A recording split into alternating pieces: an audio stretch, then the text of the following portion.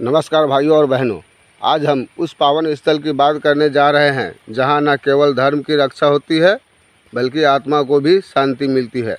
जहां बाहुबली जी की विशाल प्रतिमा हमें नियंत्रण, क्षमा और त्याग की शिक्षा देती है। जी हाँ, मैं बात कर रहा हूं दक्षिण कर्नाटक के धर्मस्थला की, जहां स्थित है भगवान बाहुबली की भव्य प्रतिमा। धर्मस्थला एक ऐसा गाँव जो सिर्फ एक गाँव नहीं बल्कि आस्था, सदाचार और सेवा का मंदिर है। यह स्थान दक्षिण कन्नड़ जिले में नीलंदी गांव में स्थित है और यहां सर्दियों से धर्म, अर्थ, काम, मोक्ष का समागम होता आ रहा है। यहां पर स्थित बाहुबली जी की प्रतिमा सिर्फ पत्थर नहीं बल्कि हमारे संस्कारों की प्रतिनिधि है। यह मूर्ति लगभग 39 फीट ऊंची है और एक ही शिलाखंड से तराशी गई है।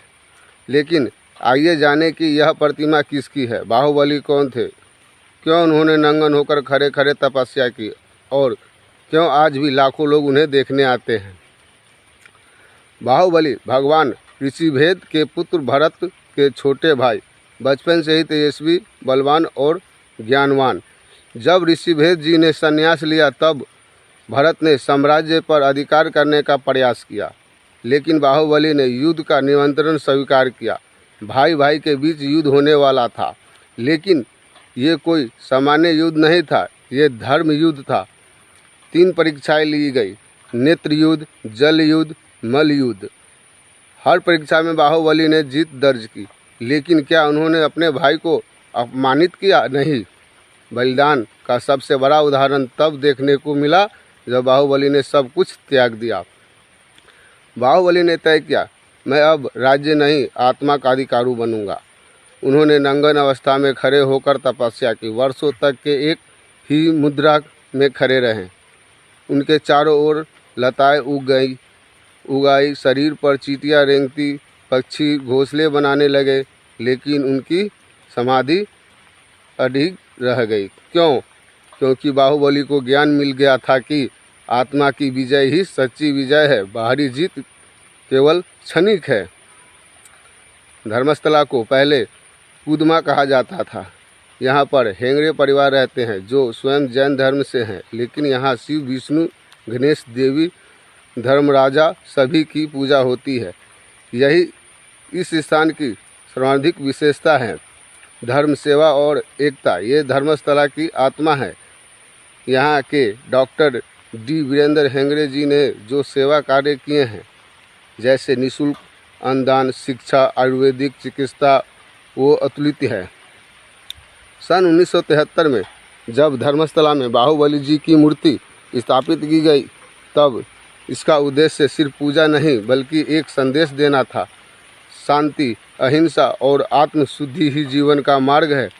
यह मूर्ति शुद्ध ग्रेनाइट पत्थर से बनाई गई है और इसे कर्नाटक के मूर्तिकार रेणुकाचार्य ने तराशा। स्थापना के समय लाखों श्रद्धालु एकत्र हुए थे और आज भी हर साल यहाँ महामस्तकाभिषेक होता है। हर 12 साल में होने वाला मस्तक अभिषेक यह केवल धार्मिक आयोजन नहीं बल्कि मानवता का उत्सव है। इस अवसर पर बाहुबली जी के मस्तक पर चढ़ाए जाते हैं दूध, चंदन, हल्दी, केसर, फूल, सोने चांदी के सिक्के। यह अनुष्ठान हमें यदि याद दिलाता है कि शरीर नश्वर है, आत्मा अमर है।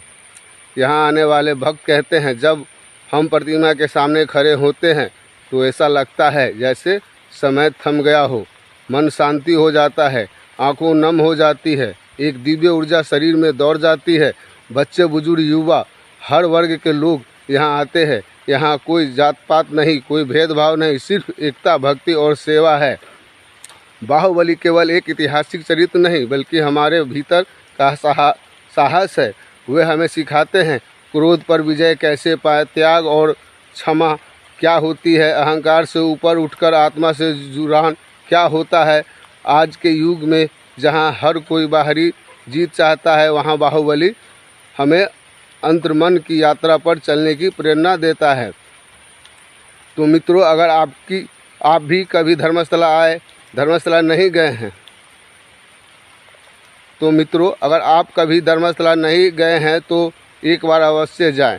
वहाँ के मंदिरों की गरिमा देखिए, वहाँ के भोजन की आत्मीयता अनुभव कीजिए, वहाँ के लोगों की सेवा भावना को समझिए और बाहुबली जी के सामने खड़े होकर एक बार मन से कहिए, हे बाहुबली, मुझे भी ऐसा समय, ऐसी क्षमा और ऐसी आत्मशक्ति दो जिसमें मैं भी अपने जीवन की सच्ची विजय प्राप्त कर सकूं। मैं राकेश आप सभी का धन्यवाद करता हूं कि आपने यहाँ आध्यात्मिकता यात्रा में मेरे साथ समय बिताया। आइए बाहुबली जी से प्रेरणा लेकर हम सब भी अपने जीवन को शुद्ध, शांत और समर्थन बनाए। जय बाहुबली, जय धर्मस्थला।